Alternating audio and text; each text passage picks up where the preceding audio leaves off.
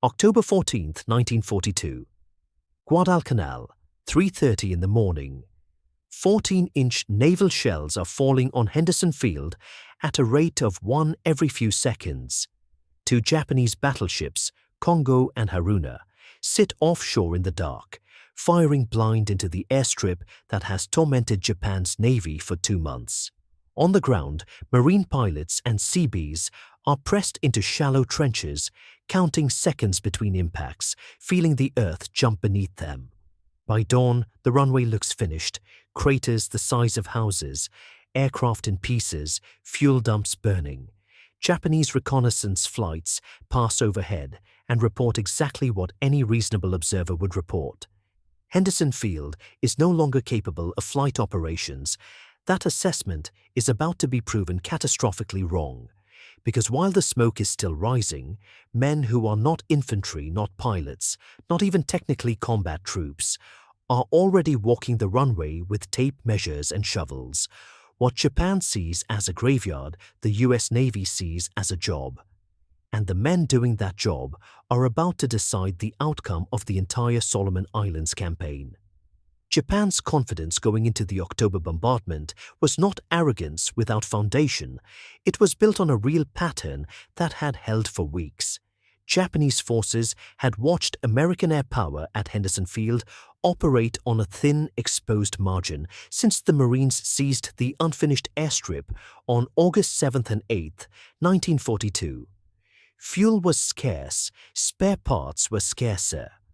Pilots flew missions on stripped-down maintenance and returned to a field that had almost no depth of support behind it. Japanese naval and army planners had already tried starving the airfield through submarine attacks, the Tokyo Express supply runs, and repeated air raids from Rabaul. Their doctrine told them something specific and, on paper, correct. An airfield is a fixed target, and a fixed target that absorbs enough concentrated firepower stops functioning. Japanese battleship crews had never used their main guns against a land target of this kind before, but the physics were simple. A 14-inch shell leaves a crater that swallows a truck. Multiply that by hundreds of rounds across a single runway, and there is no engineering solution fast enough to matter. There was also a deeper assumption sitting underneath all of it. Japanese commanders believed that heavy construction and repair, the unglamorous work of rebuilding infrastructure under fire, was slow by nature. Recovery from that kind of damage in their planning models took days, possibly longer if follow-up strikes kept hitting the same ground, and follow-up strikes were exactly what they intended to deliver. So the plan was rational. Hit Henderson Field hard enough, on a big enough scale, that American air power in the Solomons would be grounded long enough for Japanese troop convoys to land reinforcements unopposed. It had worked as theory. It had worked in rehearsal against other targets. What it had not accounted for was who was standing on that airfield when the shelling stopped.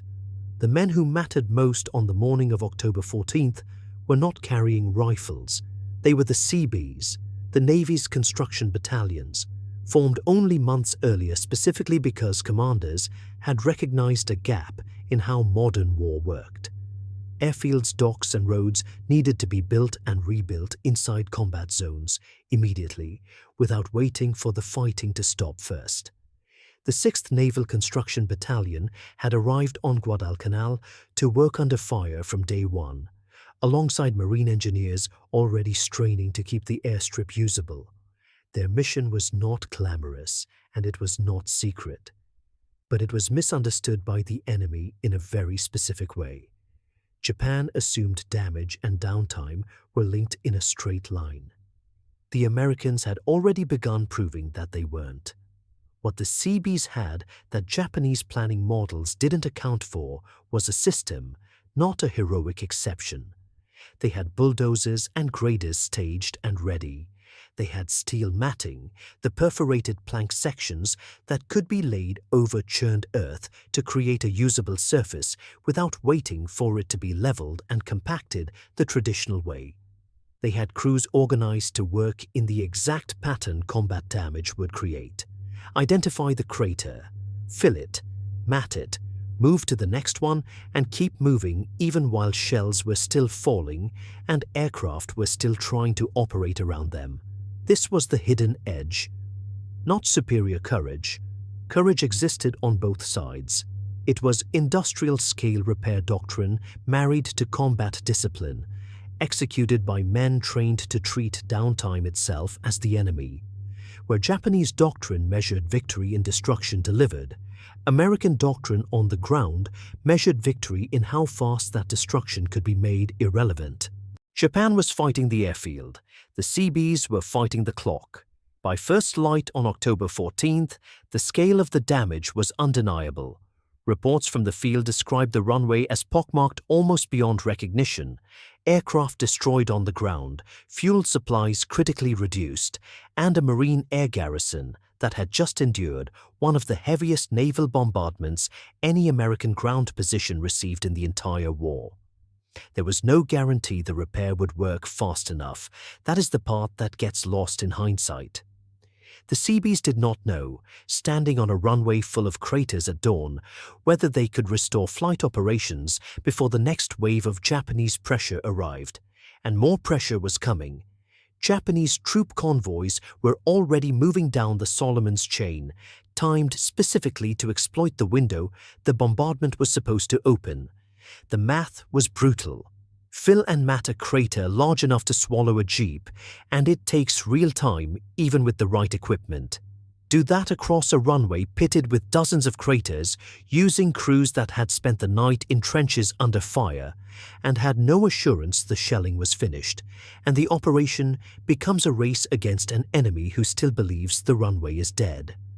There was also the matting itself, a resource that had to be trucked, laid, and pinned down section by section, under conditions where a single follow-up air raid could undo hours of work in seconds. Every filled crater was a bet that Japan wouldn't hit that exact spot again before American aircraft could use it. And the fuel situation compounded the danger. Even a repaired runway meant nothing if there weren't functioning aircraft with fuel to fly from it. The bombardment had targeted fuel stores along with the runway itself, which meant the Seabees weren't just racing to fix concrete and packed earth, they were racing to restore an entire operating airbase from multiple points of failure simultaneously, while still inside the blast radius of an enemy who could return at any hour. This is the part Japanese planners never modeled. American recovery wasn't sequential, it was parallel. Runway repair, fuel recovery, and aircraft servicing were happening at the same time by different crews, coordinated toward a single deadline nobody had to state out loud. Get planes back in the air before the next Japanese move lands unopposed. By mid-morning, the first repaired sections of runway were usable. Not perfect, not fully restored, usable. That distinction is the entire story. American aircraft did not wait for Henderson Field to return to pristine condition. They launched from a runway still scarred with fresh repairs, still surrounded by wreckage, because a Seabee crew had gotten one strip of matted, packed surface long enough and clear enough for a takeoff run. Marine and Navy pilots who had spent the bombardment in trenches were airborne again on the same day the Japanese battleships had assumed would end American air power at Henderson Field for the foreseeable future. That single fact broke the premise Japan's entire operation had been built on. For a Japanese convoy commander moving troops down the Solomons under the assumption of a grounded American air arm, the appearance of Marine and Navy aircraft overhead was not a minor inconvenience. It was the collapse of the operational plan. The bombardment had been the expensive, dangerous part, risking capital ships close to a contested coastline to deliver that kind of firepower. If the airfield came back online anyway, that risk had bought almost nothing. This is where the enemy's certainty started cracking in real time.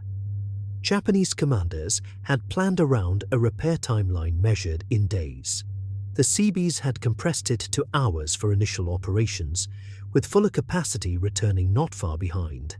The runway that Reconnaissance had written off as finished was putting aircraft into the sky while the wreckage was still smoking at its edges. But the fight for Henderson Field was not decided by one morning of matted runway and a handful of sorties. That was only the opening move in a battle that would keep testing the same question for days. The bombardment of October 13th and 14th did not stand alone. It was part of a sustained Japanese effort in mid-October to break Henderson Field's ability to function, combining naval gunfire, air raids from Rabaul, and ground pressure from Japanese Army units pushing toward the perimeter. Even after the Seabees restored initial flight operations, the pressure kept coming. Follow-up air raids targeted the same runway repeatedly, forcing crews to repeat the same cycle: assess, fill, mat, clear, sometimes multiple times in a single day. Fuel remained a persistent crisis. Stores that had been damaged or destroyed in the bombardment left American aircraft flying missions on genuinely thin margins, with air crews and ground crews improvising to keep planes fueled and armed under conditions that were far from ideal. Japanese ground forces, meanwhile, were pressing the perimeter around the airfield itself, part of a coordinated push intended to seize Henderson Field outright, rather than simply neutralize it from a distance. That threat meant Seabees and engineers weren't just racing weather and follow-up air raids. They were working within range of an enemy that still believed a ground assault could finish what the naval bombardment had started. There were real setbacks. Not every repair held. Not every mission launched on schedule. Aircraft losses from the bombardment meant the Cactus Air Force, as the mixed force of Marine, Navy, and Army aircraft operating from Henderson Field became known, was flying with a reduced and battered inventory, patched together from what had survived and what could be flown in as replacements. This is the point where a less disciplined operation would have lost the runway for good. A single bad night, one more concentrated raid landing on the wrong section of matting at the wrong time, could have erased days of repair work in minutes. The Seabees didn't have the luxury of finishing the job once. They had to keep finishing it over and over for as long as Japan kept trying to undo it. And Japan kept trying. That was the complication nobody could shortcut. This wasn't a single dramatic repair story. It was an ongoing contest. A battle of attrition fought with shovels, matting, and nerve, running in parallel with the shooting war around the perimeter. What turned this from a desperate holding action into a decisive American advantage was the same thing Japan had failed to model from the beginning. The Seabees' capacity didn't degrade the way Japanese planners expected damage recovery cycles to degrade. Each time the runway took a hit, the repair cycle got faster, not slower, because the crews were learning the ground, refining their staging of equipment and matting, and operating with the accumulated experience of every previous repair. By the time the mid-October crisis passed, Henderson Field had proven something that reshaped how both sides understood the campaign. Japan's naval and air power could damage the airfield severely, repeatedly, and still not achieve the strategic goal the damage was supposed to buy: an unopposed window to reinforce and resupply Japanese ground forces on Guadalcanal. American aircraft kept rising from that runway to contest the surrounding waters and skies, disrupting the very convoys the bombardment had been designed to protect. This is where the title's promise fully lands. Japan had done everything within its power to make Henderson Field unusable: massed naval gunfire, sustained air attack, coordinated ground pressure, and the field kept flying. Not because the damage wasn't real, it was devastating, but because an entire branch of the American war effort had been built specifically to answer that kind of damage faster than the enemy could inflict it again. The reversal wasn't a single explosive moment, it was a compounding one. Every hour Henderson Field stayed operational past what Japanese planning assumed was possible, American naval and air forces gained more room to contest the sea lanes around Guadalcanal, which in turn made the next Japanese reinforcement effort riskier, which in turn strained Japan's ability to sustain the campaign at all. The October 1942 bombardment period cost the American garrison heavily. Dozens of aircraft destroyed or damaged, fuel and ammunition stores badly hit, and Marine and Navy personnel operating for days under conditions that would have justified abandoning the field entirely. They didn't abandon it. Henderson Field remained operational through the crisis and for the remainder of the Guadalcanal campaign, continuing to launch strikes against Japanese shipping and ground forces through the battle's conclusion in February 1943. The airfield that Japanese reconnaissance had assessed as finished on the morning of October 14th was still flying combat missions months later, still contesting every attempt Japan made to reinforce and resupply its forces on the island. Guadalcanal itself became the campaign where Japan's early war initiative in the Pacific stalled and reversed. Henderson Field's survival through repeated attempts to neutralize it was not the only reason for that outcome, but it was one of the load-bearing ones. The fight to keep Henderson Field flying exposed something Japan never fully corrected for the rest of the war. American military planning had built logistics and combat engineering into the fighting force itself, not as a support function trailing behind the battle, but as a weapon operating on its own timeline.